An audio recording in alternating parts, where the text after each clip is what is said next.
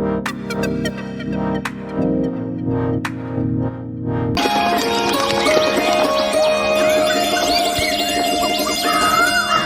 गांव में एक गरीब कुम्हार लखन अपनी बीवी सरला के साथ रहता था। वो सुबह से शाम तक मिट्टी के बर्तन बनाता और उन्हें बेचकर अपना घर चलाता था।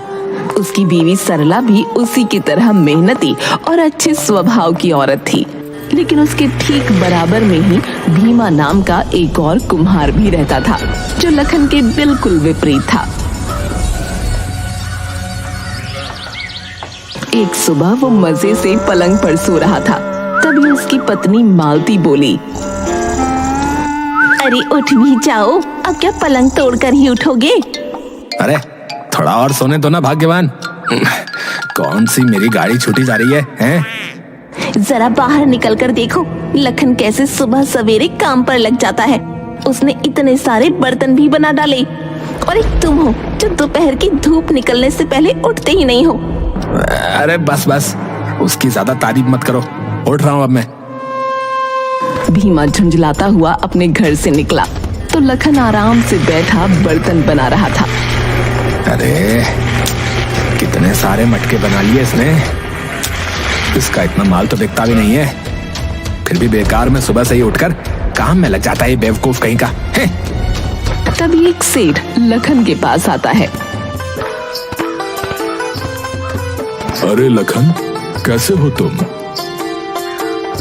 मैं एकदम ठीक हूँ सेठ जी, बताइए कैसे आना हुआ?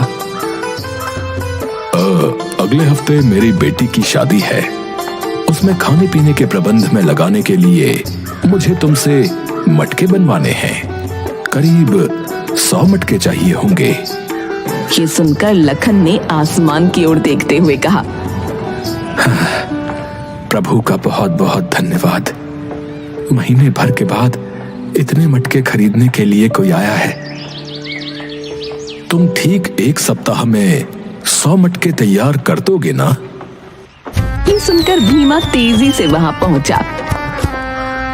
अरे सेठ जी, इस लखन को रहने दीजिए। मैं आपको 80 मटकों के पैसे में 100 मटके दे दूंगा पूरे, बता रहा हूँ, वो भी 1 हफ्ते के अंदर अंदर। भीमा, बात पैसों की नहीं है। लखन जो मटके बनाता है वो मजबूत और टिकाऊ होते हैं, और ये एक दिन में काफी माल तैयार भी कर लेता है। और तुम्हारे बारे में तो पूरा गांव जानता है। दोपहर में सोकर उठते हो और उसके बाद भी सुस्ता सुस्ता कर काम करते हो। तुम्हारे बस का कुछ नहीं है। ये सुनकर भीमा मुंह बनाता हुआ अपने घर में वापस घुस गया। करवा ली ना अपनी बेइज्जती। अगर तुम भी सुबह उठकर मेहनत करना जानते तो वो सेठ सभी मटके तुमसे ही बनवाता, लेकिन तुम तो रोजाना दोपहर तक सोना। अब सोते रहो आराम से। अपनी बीवी का ताना सुन भीमा आग बबूला हो गया। ये गांव महाराज चंद्रभान के राज्य का एक हिस्सा था।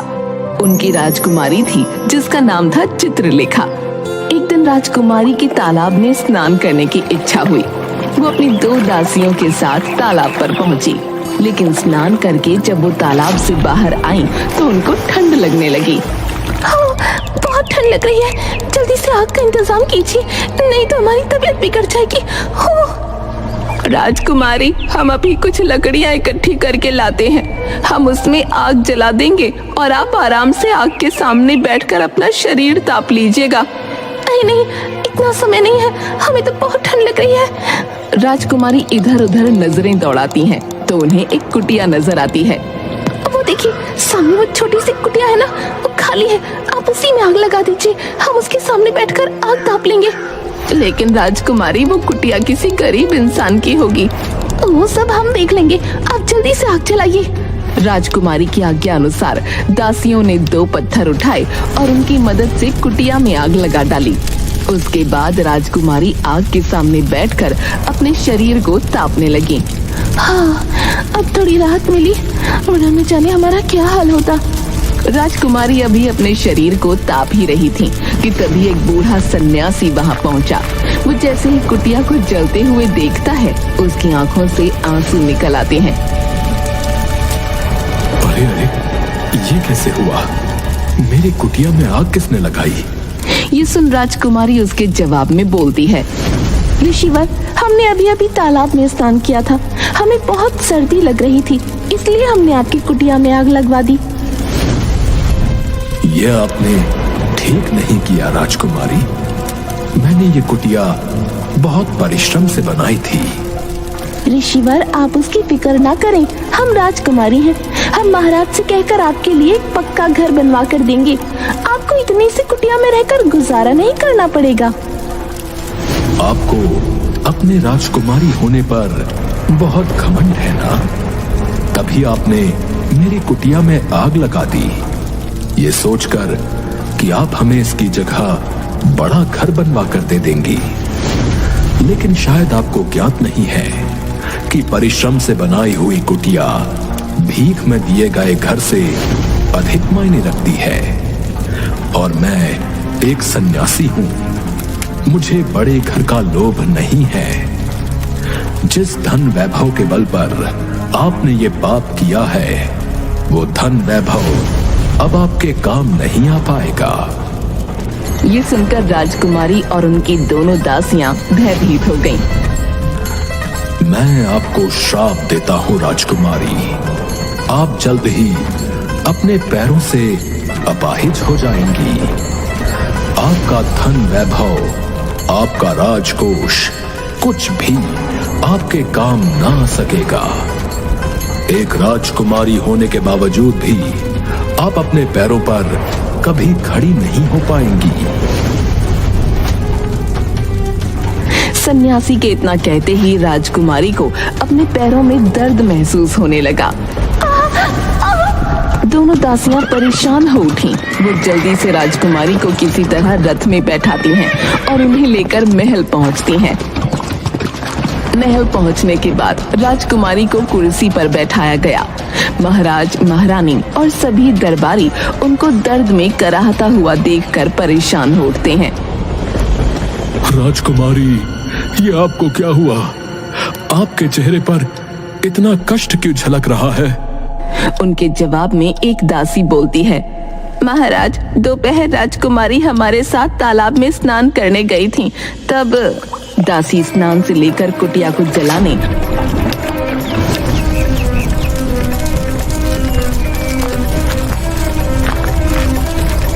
और सन्यासी के श्राप देने तक की पूरी घटना महाराज को बता देती है।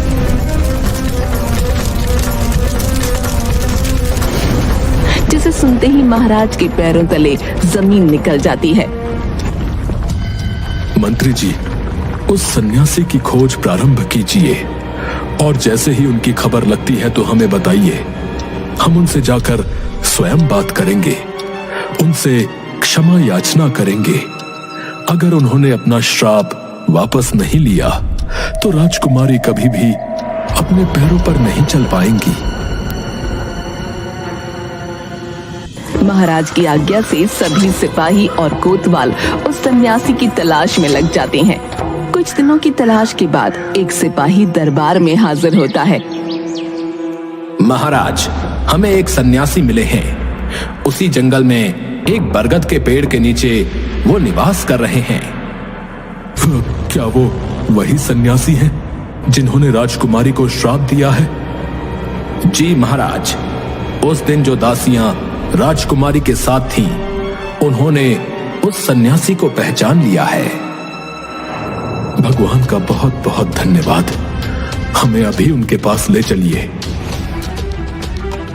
महाराज रथ में बैठ उसी सन्यासी के पास पहुंचते हैं और उसके सामने हाथ जोड़कर बोलते हैं, ऋषिवर, हमें क्षमा करें। हमारी राजकुमारी से जो भूल हुई है उसकी क्षमा हम आपसे मांगते हैं। आपकी राजकुमारी ने कोई छोटा पाप नहीं किया है राजन। हमें ज्ञात है ऋषिवर, परंतु हम आपसे क्षमा याचना करते हैं। आप अपना श्राप कृपया वापस ले लीजिए, वरना हम तब तक यहां से नहीं हटेंगे जब तक हम अपने प्राण नहीं त्याग देते। अपने सामने महाराज को हाथ जोड़े खड़ा देख सन्यासी को उन पर दया आ जाती है। अपना अपना श्राप तो मैं वापस नहीं ले सकता, परंतु उसका तोड़ अवश्य बता सकता हूं। जी अवश्य ऋषिवर, कृपया बताइए। आपके राज्य में एक ऐसा कुम्हार है जो बहुत ही परिश्रमी, ईमानदार और सबसे अच्छे स्वभाव का व्यक्ति है। उसने आज तक किसी का बुरा नहीं चाहा। अगर राजकुमारी उस कुम्हार के मटके से पानी पी लेती हैं, तो वो एकदम ठीक हो जाएंगी। उसके बाद आपको उस कुम्हार को एक बड़ा घर पुरस्कार स्वरूप देना होगा। अगर आपने ऐसा नहीं किया तो राजकुमारी फिर से अपाहिज हो जाएंगी। धन्य हो ऋषिवर, धन्य हो। महाराज उसी समय राज्य में मुनादी करवा देते हैं। सुनो सुनो सुनो, महाराज की उद्घोषणा सुनो। इस राज्य में जितने भी कुम्हार हैं, सभी अपने हाथ के बनाए मटकों में पानी लेकर दरबार में कल प्रस्तुत हों। सुनो सुनो सुनो। ये सुनकर लखन और भीमा भी उस आदमी के पास पहुंचते हैं। राजमहल में पानी खत्म हो गया है क्या, जो महाराज हम कुम्हारों के घर से पानी मंगा रहे हैं? अरे ऐसा नहीं है, राजकुमारी को एक सन्यासी ने श्राप दिया है, श्राप, जिसके चलते वो अपाहिज हो गई है, समझे? और वो श्राप तभी हटेगा जब राजकुमारी एक ईमानदार, परिश्रमी और सच्चे कुम्हार के मटके से पानी पिएंगे, समझे? इसलिए ये ऐलान किया जा रहा है, जिस किसी कुम्हार के मटके से पानी पीकर राजकुमारी ठीक होंगी, महाराज उसको एक बड़ा घर और बहुत सा धन पुरस्कार स्वरूप भेंट देंगे, समझे? ये सुनकर सरला लखन से बोलती है, अगर ऐसा है तो आपको महल जरूर जाना चाहिए। हो सकता है आपके मटके से पानी पीकर राजकुमारी ठीक हो जाए। हाँ, मैं अवश्य जाऊंगा सरला। इनकी बातें सुनकर भीमा और उसकी पत्नी अपने घर में जाकर बातें करने लगते हैं। देख लिया आपने, अगर आप भी सच्चे अच्छे और मेहनती कुम्हार होते तो आप ही के मटके से पानी पीकर राजकुमारी ठीक होती और हमको एक बड़ा घर, धन दौलत सब मिलता। लेकिन आप तो उसमें क्या ही बोलूं। इस पर भीमा के चेहरे पर एक रहस्यमयी मुस्कान छलक आई। अरे चाहे कुछ भी हो जाए, नया घर, धन दौलत, वो सब तो महाराज मुझे ही देंगे, सिर्फ मुझे। लगता है इनको सदमा लग गया है। रात होने पर भीमा अपने हाथ का बना एक मटका लेकर अपने घर से निकलता है। वो देखता है कि लखन के घर के आंगन में कुछ मटके रखे हुए हैं। वो दबे पांव लखन के घर के आंगन में पहुंचता है। वहां जाकर वो सिर्फ एक मटका छोड़कर लखन के सारे मटके तोड़ देता है। फिर उसे एक मटके की जगह अपने हाथ का बनाया मटका रखकर लखन के हाथ का बना मटका वो अपने घर ले आता है और फिर चुपचाप से खुश होता हुआ लेट जाता है। अब मुझे धनवान होने से कोई नहीं रोक सकता, कोई नहीं। अगली सुबह राज्य के कई कुम्हार अपने हाथ में पानी का मटका लिए हुए दरबार में हाजिर होते हैं। मंत्री जी, सभी कुम्हारों से एक एक करके मटका लीजिए और राजकुमारी को पानी पिलाइए। मंत्री एक कुम्हार से मटका लेता है और उस मटके का पानी राजकुमारी को पिलाता है। राजकुमारी, उठने का प्रयास कीजिए। राजकुमारी उठने की कोशिश करती हैं, लेकिन वो अपनी जगह से उठ नहीं पाती। नहीं पिताजी, हम नहीं उठ पा रहे। उसके बाद मंत्री लखन के हाथ से मटका लेकर उसका पानी राजकुमारी को पिला देता है। अरे लखन का जैसा सच्चा और अच्छा कुम्हार तो पूरे गांव में कोई नहीं है। अब तो राजकुमारी के ऊपर से श्राप हट ही जाएगा। हाँ राजकुमारी, अब पुनः प्रयास कीजिए। राजकुमारी फिर से उठने की कोशिश करती है, लेकिन नहीं पिताजी, हम अब भी नहीं उठ पा रहे। ये देखकर सभी गांव वाले हैरान रह जाते हैं, क्योंकि वो सभी लखन के बारे में जानते थे। तभी भीमा बोलता है, मंत्री जी, पूरे राज्य में मुझसे ज्यादा सच्चा और अच्छा कुमार कोई नहीं है। हाँ, आप मेरे मटके का पानी लीजिए, राजकुमारी अवश्य ठीक होंगी। हाँ। ये सुनकर अब मंत्री भीमा के हाथ से मटका लेकर उसका पानी राजकुमारी को पिलाता है और उसके पीते ही पिताजी, हमारा दर्द खत्म हो गया है। तभी राजकुमारी भी अपने पैरों पर उठ खड़ी होती है और सभी गांव वाले ये देखकर हैरान रह जाते हैं। पिताजी, हम ठीक हो गए, देखा आपने? हाँ हाँ राजकुमारी, हमें बहुत प्रसन्नता है कि आपके ऊपर से श्राप हट गया है। पूरे दरबार में अब खुशियों की लहर दौड़ जाती है और महाराज मंत्री से बोलते हैं, भीमा की वजह से राजकुमारी ठीक हुई है। भीमा को एक बड़ा घर और उसके साथ ही सोने की 1000 मुद्राएं इनाम में दी जाएं। ये सुनकर सभी दरबारियों ने ताली बजाई। भीमा लखन की तरफ देखकर शैतानी अंदाज में मुस्कुराया, लेकिन लखन के चेहरे पर जलन का नामो निशान भी नहीं था।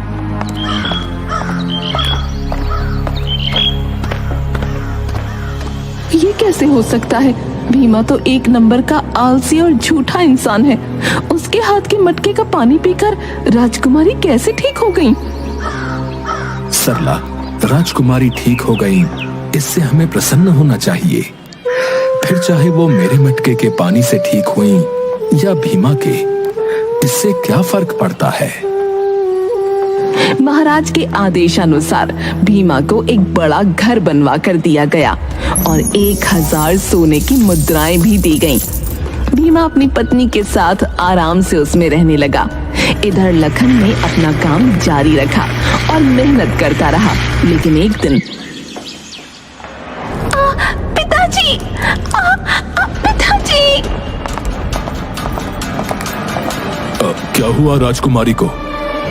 राजकुमारी जहाँ खड़ी थी वहीं जमीन पर गिर पड़ी। उनको फिर से कुर्सी पर बैठाया गया और उनका दर्द फिर से बढ़ने लगा। राजकुमारी, अब आपको क्या हुआ? पिताजी, हमारे पैर फिर से काम नहीं कर रहे, बहुत दर्द हो रहा है। ये कैसे हो सकता है? रात के समय भीमा अपने घर में मालती के साथ आराम से बैठा था।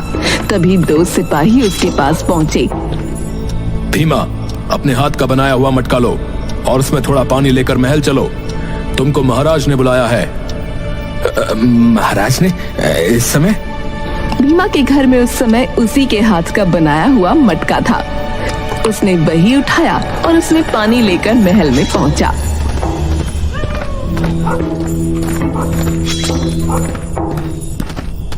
भीमा, तुम जल्दी से अपने हाथ के बने मटके से राजकुमारी को पानी पिलाओ, इनका दर्द बढ़ता जा रहा है। इस बार भीमा ने जैसे ही राजकुमारी को अपने मटके से पानी पिलाया तो राजकुमारी को कुछ महसूस नहीं हुआ। पिताजी, हमसे अभी भी खड़ा नहीं हुआ जा रहा। भीमा, ये क्या? पिछली बार तुम्हारे मटके से पानी पीकर राजकुमारी ठीक हो गई थी, लेकिन आज ऐसा क्यों नहीं हो रहा? मुझे कुछ नहीं पता महाराज, मुझे कुछ नहीं पता। अगर तुमको नहीं पता तो किसे पता होगा? महाराज, इस विषय में हमें एक बार फिर से उस सन्यासी से मिलकर बात करनी चाहिए। ठीक है मंत्री जी, रथ निकलवाइए। महाराज रथ में सवार फिर से उस सन्यासी के पास पहुंचे और उसको सारा हाल बताते हैं। राजन, मैंने आपसे कहा था कि जिस कुम्हार के मटके का पानी पीकर आपकी राजकुमारी ठीक होंगी, आपको उसे एक बड़ा सा घर पुरस्कार स्वरूप देना होगा। ऐसा न करने पर राजकुमारी पुनः शापित हो जाएंगी। लेकिन ऋषिवर, हमने ऐसा ही किया है। जिस कुम्हार के मटके का पानी पीकर राजकुमारी पहले ठीक हुई थी, उसी को हमने एक घर और धन इनाम स्वरूप दिया था। क्या तुम पक्का कह सकते हो कि वो मटका उसी कुम्हार ने बनाया था। अब महाराज का दिमाग बुरी तरह घूम गया था। वो महल पहुंचे और भीमा पर गरज कर बोले, तुम सच सच बताओ भीमा, वो मटका तुम कहाँ से लाए थे? अगर वो मटका तुमने बनाया होता तो जो मटका अब तुम लाए हो उसका पानी पीकर राजकुमारी फिर से ठीक हो जाती। अब भीमा को समझ आ गया कि उसकी चोरी पकड़ी गई है। उसने अब राज से पर्दा हटाते हुए कहा, महाराज, मेरे घर के बराबर में रहने वाला कुम्हार लखन जो है वो एक सच्चा, परिश्रमी और ईमानदार कुम्हार है। मुझे पता था कि उसके हाथ के बने मटके का पानी पीकर ही राजकुमारी ठीक हो सकती है। इसलिए उस रात मैंने लखन के हाथ का बना मटका चुराकर अपने घर में रख लिया था और सुबह मैं उसी के मटके में पानी लेकर महल आया था, सिर्फ इसलिए कि मुझे आपसे पुरस्कार में धन और घर दोनों मिल जाए। महाराज, ये सुनकर महाराज का गुस्सा परवान चढ़ गया और बाकी सभी दरबारी भी हैरान रह गए। लखन को अभी दरबार में प्रस्तुत किया जाए। एक सिपाही तभी लखन को लेने उसके घर पहुंचा। लखन, तुम्हें महाराज ने बुलाया है, और हाँ, अपने साथ अपने हाथ का बना हुआ एक मटका और उसमें थोड़ा पानी लेकर चलना। महाराज ने हमें बुलाया है? ऐसा क्या हुआ? तुम बस जल्दी से हमारे साथ चलो, बाकी जो पूछना है महाराज से स्वयं पूछ लेना। ठीक है, चलिए चलते हैं। लखन के साथ साथ सरला भी महल पहुंची। महाराज की जय हो। बताइए महाराज, आपने हमें याद किया? मंत्री जी, लखन के मटके का पानी राजकुमारी को पिलाइए। मंत्री ने लखन के मटके का पानी जैसे ही राजकुमारी को पिलाया तो वो फिर से अपने पैरों पर खड़ी हो गईं। लखन, जो घर और धन हमने इस भीमा को दिया था, अब वो हम आपको देना चाहते हैं। परंतु महाराज, मुझे कुछ भी समझ में नहीं आ रहा है। राजकुमारी तो भीमा के मटके का पानी पीकर ठीक हो गई थी, अब ये फिर से कैसे श्रापित हो गई? और इस बार मेरे मटके का पानी पीकर ये पुनः कैसे ठीक हो गई? नहीं, वो पानी भले ही भीमा के घर का था, लेकिन वो मटका तुम्हारे हाथ का बना था। ये कैसे हो सकता है महाराज? अब महाराज ने भीमा की तरफ देखा और भीमा ने सारा माजरा लखन को बताया।